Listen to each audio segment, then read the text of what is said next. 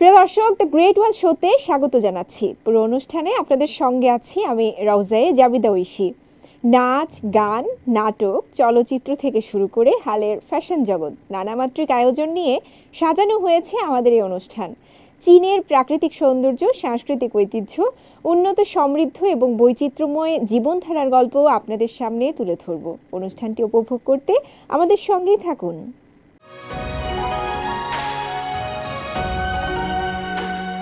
গেল মঙ্গলবার চীন জুড়ে ঘটা করে উদযাপিত হয়েছে মধ্য শরৎ উৎসব।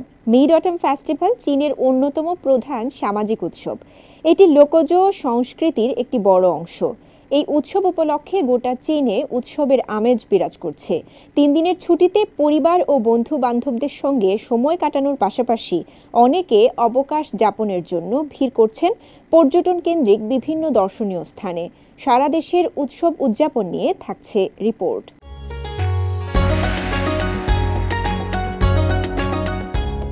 বর্ণিল আয়োজনে চীন জুড়ে উদযাপিত হয়েছে মিড অটম ফেস্টিভ্যাল বা মধ্য শরৎ উৎসব।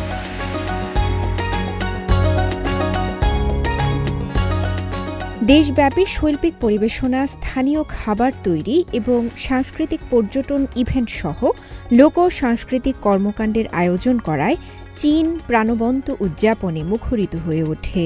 চীনা চান্দ্র ক্যালেন্ডারে ৮ম মাসের ১৫তম দিনে উদযাপিত উৎসবটি পারিবারিক পুনর্মিলনের জন্য একটি বিশেষ উপলক্ষ।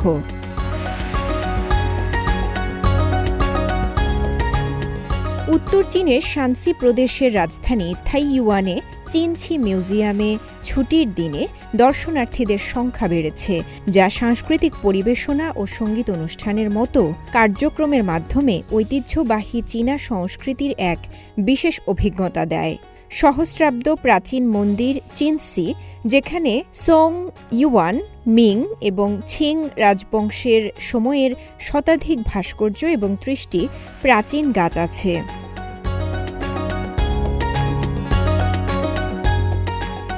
উৎসব উপলক্ষে পূর্ব চীনের ফুজিয়ান প্রদেশের রাজধানী ফুচৌতে আয়োজন করা হয়েছে ধারাবাহিক সাংস্কৃতিক অনুষ্ঠানের। ফুচৌতে আসুন এবং আশীর্বাদ গ্রহণ করুন, এই থিমে তারা এই অনুষ্ঠানের আয়োজন করে।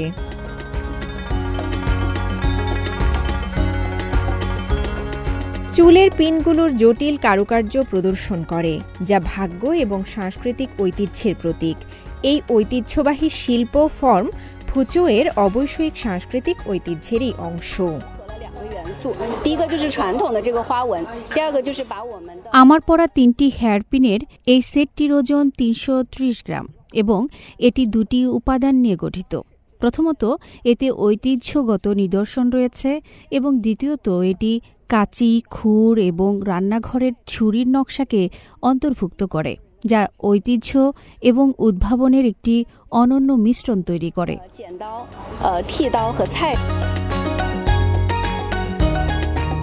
মিড অটম ফেস্টিভ্যাল উপলক্ষে দক্ষিণ পশ্চিম চীনের ছংছিংয়ে ঐতিহ্যবাহী আঠালো চালের কেক সহ স্থানীয় খাবার তৈরি করেন বাসিন্দারা। সুস্বাদু খাবার প্রস্তুত করতে পরিবার পরিজন নিয়ে একসঙ্গে কাজ করেন সবাই।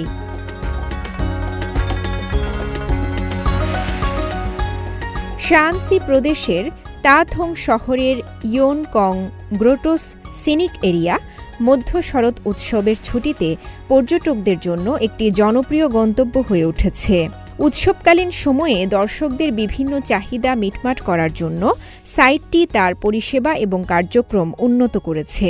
মধ্য শরৎ উৎসবের সময় ইটের টাওয়ার পোড়ানোর ঐতিহ্য গ্রামে প্রজন্মের পর প্রজন্ম ধরে চলে আসছে, যার ইতিহাস ৬০০ বছরেরও বেশি সময় ধরে বিস্তৃত।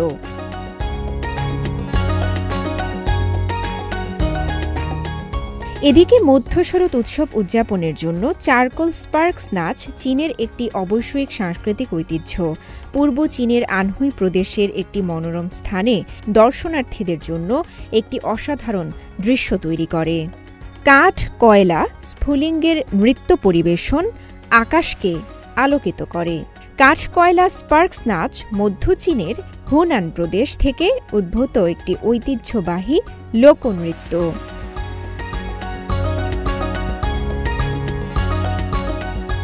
অভিনয় শিল্পীরা একটি ছোট লোহার তারের খাঁচায় লাল গরম কাঠ কয়লা জ্বালানি রাখে, যা পরে একটি দড়ি দিয়ে বাঁশের খুঁটির ডগায় বাঁধা হয়। তারপর তারা বাঁশের খুঁটিতে দোল দেয়, তারের লণ্ঠনটিকে সরাতে চেষ্টা করে। রাতে নৃত্য একটি মন্ত্রমুগ্ধ পরিবেশ তৈরি করে।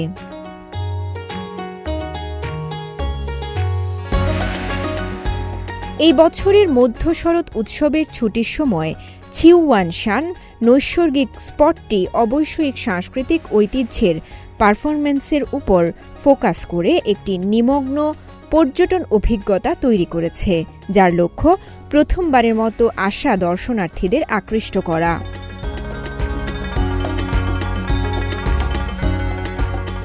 চীনের মধ্য শরৎ উৎসব মূলত চাঁদ এবং ফসল কাটার সম্মানে একটি উৎসব। শুধু তাই নয়, পরিবার এবং বন্ধুদের পুনর্মিলনের একটি উপলক্ষ। সেই সঙ্গে মুন কেক খাওয়া এবং চাঁদের প্রশংসা করা তাদের ঐতিহ্যেরই একটি অংশ।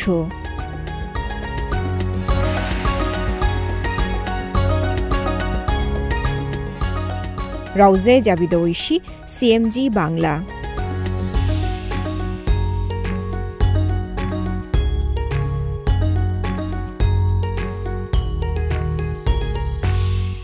প্রতি বছরেই মধ্য শরৎ উৎসবে গালা অনুষ্ঠান সম্প্রচার করে চায়না মিডিয়া গ্রুপ সিএমজি। এবারও দেশজুড়ে উৎসবের আনন্দ ছড়িয়ে দিতে এবং ঐতিহ্যবাহী চীনা সংস্কৃতিতে সূক্ষ্ম উপাদানগুলো উপস্থাপন করতে বর্ণাঢ্য গালা অনুষ্ঠানের আয়োজন করা হয়। উৎসবের রাতে সিসিটিভির বিভিন্ন চ্যানেল এবং অন্যান্য নতুন মিডিয়া প্ল্যাটফর্মগুলোতে এটি সম্প্রচার করা হয়। গালায় ভিআর এবং এআই এর মতো প্রযুক্তি ব্যবহার করা হয়। দর্শক, গালা অনুষ্ঠানের এক ঝলক চলুন দেখে নিন।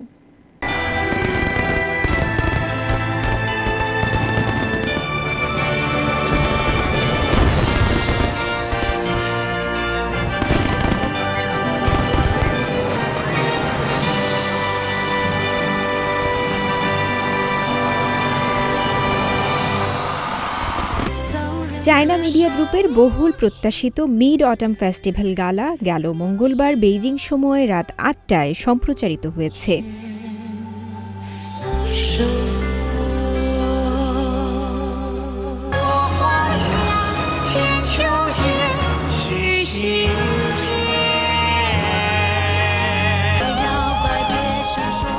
চীনা ভাষায় ছিউয়ান নামে পরিচিত উৎসবটি উত্তর পূর্ব চীনের লিয়াওনিং প্রদেশের প্রাদেশিক রাজধানী শেনইয়াং শহরে চিত্রায়িত হয়েছে। ভিআর ও এআই এর মতো উন্নত প্রযুক্তির ব্যবহার তো ছিলই এই গালায়।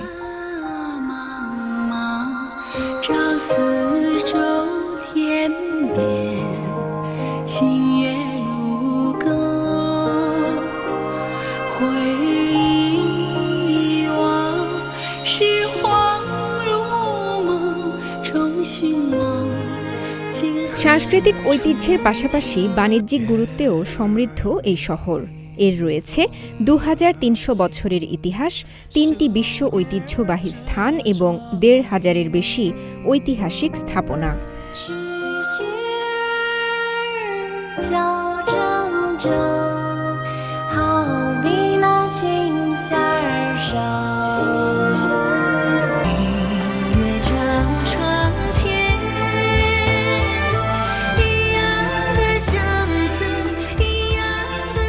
চাঁদের সংস্কৃতি বা মুন কালচার থিমযুক্ত গালায় কবিতা, গান, নৃত্য এবং অপেরা সহ ৩০টিরও বেশি পারফরম্যান্স ছিল। আধুনিক বৈশিষ্ট্য সহ চীনা ঐতিহ্যবাহী সংস্কৃতিকে স্পষ্টভাবে প্রতিফলিত করেছে এই অনুষ্ঠান। চন্দ্রোদয়, চাঁদের আলো এবং ঝলমলে চাঁদ, এই ৩ অধ্যায়ে বিভক্ত ছিল অনুষ্ঠানটি।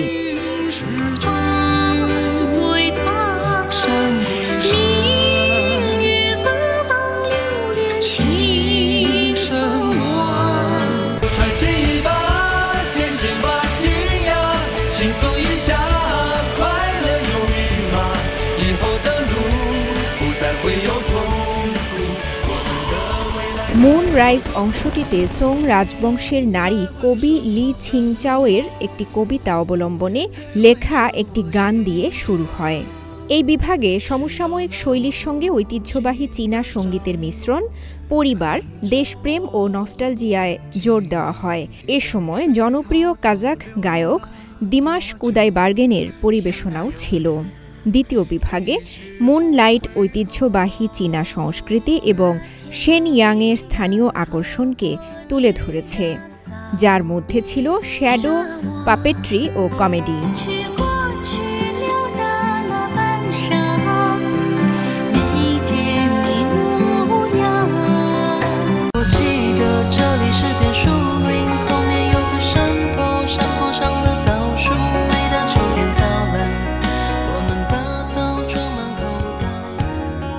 উল্লেখযোগ্য পারফরম্যান্সের মধ্যে ছিল একটি শিশুর সঙ্গে পপ তারকা লি ইউছুয়ানের দ্বৈতগান, মাতৃত্বের ভালোবাসা উদযাপন এবং অলিম্পিক চ্যাম্পিয়ন উ তাচিং এবং তং ইয়াওয়েনের সঙ্গে গায়ক থান ওয়ের অভিনয়।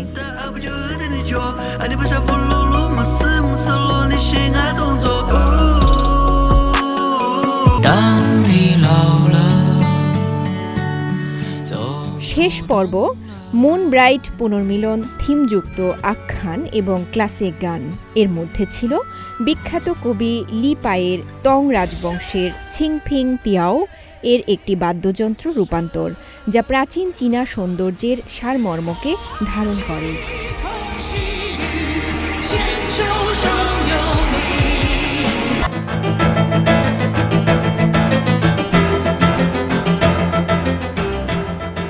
এদিকে ম্যাকাও বিশেষ প্রশাসনিক অঞ্চলের একটি উচ্চ মাধ্যমিক স্কুলের শিক্ষার্থীরা কোরাসে পারফরমেন্স করে। এই গালা অনুষ্ঠানে ফরাসি সঙ্গীত শিল্পী রিচার্ড ক্লেডারম্যান দ্য বাটারফ্লাই লাভার্স কনসার্টের একটি শ্বাসরুদ্ধকর পরিবেশনা দিয়ে শ্রোতাদের মন্ত্রমুগ্ধ করেন, যা পশ্চিমা রোমান্টিক রচনার সঙ্গে চীনা লোককাহিনীর সেতু বন্ধন ঘটায়।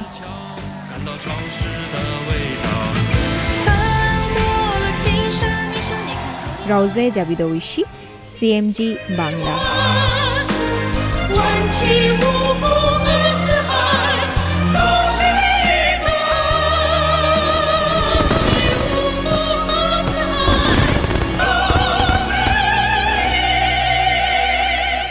চীনের মধ্য শরৎ উৎসব শেষ হলেও তার রেশ এখনো কাটেনি। বিশেষ করে উৎসবের বিশেষ মজাদার খাবার মুনকেক খাওয়া চলছে এখনো। চীন জুড়ে বিভিন্ন স্থানে বিভিন্ন স্বাদের মুনকেক খাওয়ার রীতি রয়েছে। অনেক ধরনের মুনকেক নিয়ে সম্প্রতি অনুষ্ঠিত হয় মুনকেক মেলা। উৎসব কেন্দ্রিক খাবার মুনকেক নিয়ে থাকছে আরও একটি রিপোর্ট।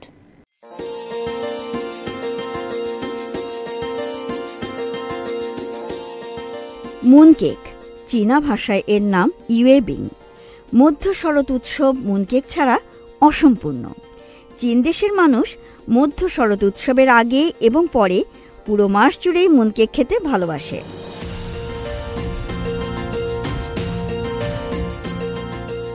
মুনকেক এক ধরনের বেকারি পণ্য। শরৎ হেমন্তকালে নতুন ওঠা ফসল দিয়ে তৈরি হয় গোলাকার মুনকেক। উপরে নকশা করা থাকে। মুনকেকের স্বাদ মিষ্টি, ঝাল, নোনতা হরেক রকম হতে পারে। ভিতরে যেমন পুর দেওয়া হবে স্বাদ ঠিক তেমনি হবে। বিভিন্ন প্রদেশে রয়েছে বিভিন্ন রকম মুনকেকের ঐতিহ্য।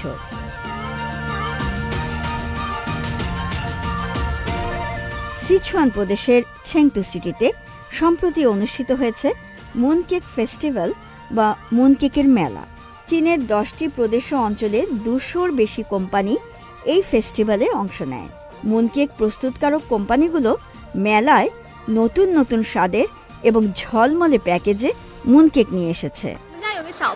আমাদের বাড়িতে ছোট শিশু আছে যে গতানুগতিক স্বাদের চেয়ে ফ্রুট ফ্লেভার ও পাতলা আবরণের মুনকেক পছন্দ করে।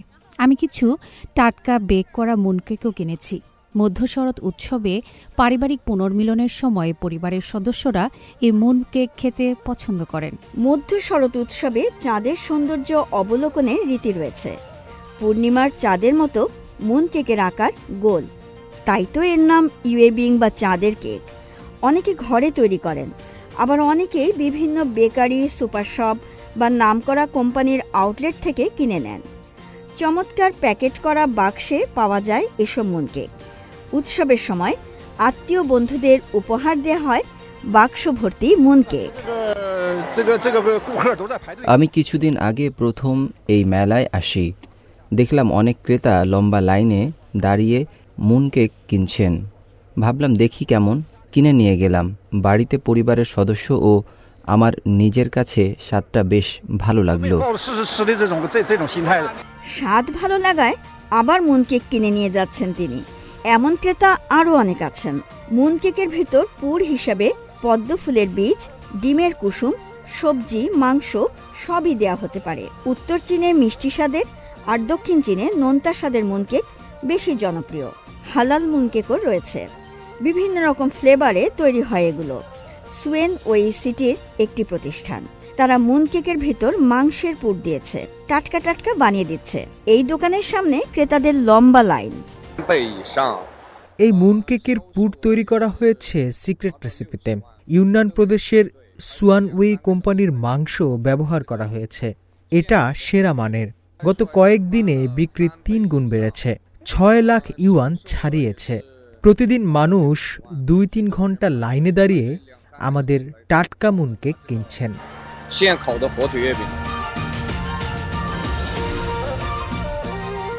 মধ্য শরৎ উৎসব চীনের মানুষের পরিবারের কাছে ফিরে আসার সময়। যদিও এবছর উৎসবটি শেষ হয়েছে, কিন্তু তার রেশ এখনো চলছে। আর মুন কেক খাওয়া তো মাস জুড়েই চলছে। সময়ের সঙ্গে সঙ্গে মানুষের রুচিতে কিছুটা পরিবর্তনে এসেছে। ট্র্যাডিশনাল ক্যান্টোনিজ ধরনের মুন কেক অনেকে পছন্দ করেন, যেখানে পদ্ম ফুলের বীজের পেস্ট আর ডিমের কুসুম দেয়া হয়। আবার নতুন প্রজন্মের কাছে চকলেট, নারিকেল, পনির ইত্যাদির পুর দেয়া মুন কেকও বেশ জনপ্রিয়। আজকাল স্বাস্থ্য সচেতন ও তরুণ প্রজন্মের কাছে লো সুগার এবং মিনি সাইজের মুন কেকের চাহিদাও ব্যাপক। স্বাদে ভিন্নতা থাকলেও ঐতিহ্যবাহী স্ন্যাক্স এবং মধ্য শরৎ উৎসবের বিশেষ খাবার হিসেবে মুন কেকের আবেদন চিরকালীন।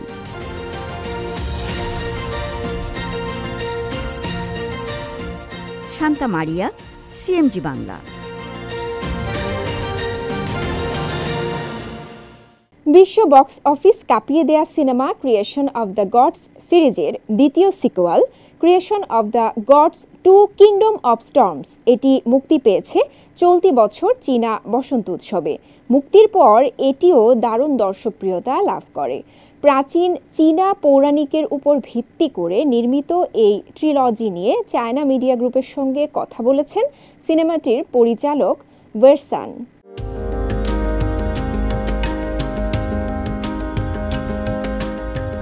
ফ্যান্টাসি অ্যাকশন ঘরানার cinema creation of the gods kingdom of storms 2023 সালে মুক্তির পর চীন সহ সারা বিশ্বের সিনেমা হলগুলোতে ঢল নামে সিনেমা প্রেমীদের।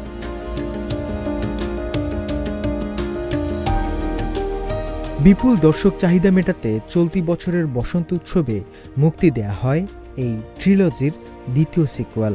মুক্তির পর এটিও বক্স অফিসে দাপিয়ে বেড়াতে শুরু করে। আর এই দুনিয়া কাঁপানো সিনেমাগুলোর নেপথ্যের কারিগর পরিচালক ওয়েরসান।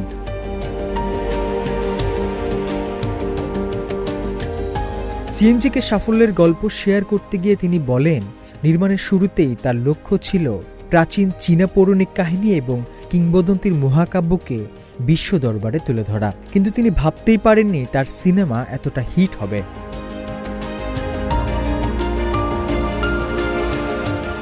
ক্রিয়েশন অব দ্য গডস ট্রিলজিতে মূলত চীনের ছাং রাজবংশের শাসনামলকে তুলে ধরা হয়েছে। চীনে বহুল প্রচলিত এই পৌরাণিক গল্পের উপর ভিত্তি করে নির্মিত হয়েছে এই সিরিজ, যার প্রথম 2 পর্ব মুক্তি পেয়েছে। আমি মনে করি আমাদের এই সিনেমা সকল চীনাদের কল্পনার জগৎকে পর্দায় তুলে ধরেছে। এটাই আমার সফলতা। এখন আগামী 10 বছরের জন্য নিজের স্বপ্নের সিনেমাগুলো নির্মাণের পরিকল্পনা করছি। এই সিরিজের সেট ডিজাইন থেকে শুরু করে মোশন গ্রাফিক্স ও অ্যানিমেশন সব এতই নিখুঁত ছিল যে বোঝার উপায় নেই এটি চীনের স্থানীয় প্রযুক্তিতে নির্মিত। এছাড়া এত বড় স্কেলের দৃশ্যায়ন চীনা সিনেমায় আগে খুব একটা দেখাও যায়নি। আগে আমাদের দক্ষতার অভাব ছিল, এখন নেই। একটি ভালো সিনেমা পর্দায় সুন্দরভাবে তুলে আনতে যা যা প্রয়োজন তার সবকিছুই আমাদের আছে। আমি মনে করি এখন ক্রিয়েশন অব দ্য গডস সিরিজের মতো আরও সিনেমা প্রয়োজন। তাতেই আমরা চীনা ইতিহাস, সংস্কৃতি এবং চিন্তাশক্তি বিশ্ব দরবারে তুলে ধরতে পারব। আমার কাছে একটি ভালো গল্পের সিনেমা পৃথিবীর সমস্ত মানুষের জন্য। ঐতিহ্যবাহী চীনা সংস্কৃতি বিশ্ব দরবারে ছড়িয়ে দেয়া নিয়ে উয়েরসান আরও বলেন, প্রাচীন চীনা পৌরাণিক কাহিনী চীনাদের বড় সম্পদ। এই সম্পদগুলোকে সঠিকভাবে কাজে লাগিয়ে পরিচালকরা পর্দায় আকর্ষণীয় করে তুলে ধরবেন বলে আশাবাদী তিনি। তার মতে এই উদ্যোগ বিশ্ব দরবারে তৈরি করবে নতুন নতুন দর্শক।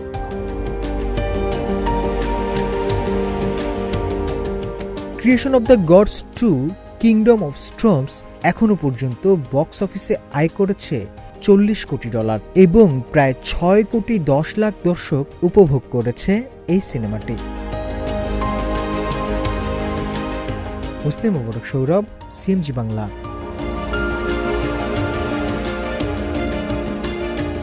প্রিয় দর্শক, দ্য গ্রেট ওয়াল শো আজ এই পর্যন্তই। আমাদের অনুষ্ঠানটি টেলিভিশনের পাশাপাশি সোশ্যাল মিডিয়ার মাধ্যমে দেখতে www.facebook.com/cmg বাংলা এবং ইউটিউব চ্যানেল সিএমজি বাংলাতে ভিজিট করতে পারেন। পরবর্তী পর্বে নতুন কোনো আয়োজন নিয়ে দেখা হবে আপনাদের সঙ্গে। সে পর্যন্ত সবাই ভালো থাকুন, সুস্থ থাকুন। চাই চিয়েন।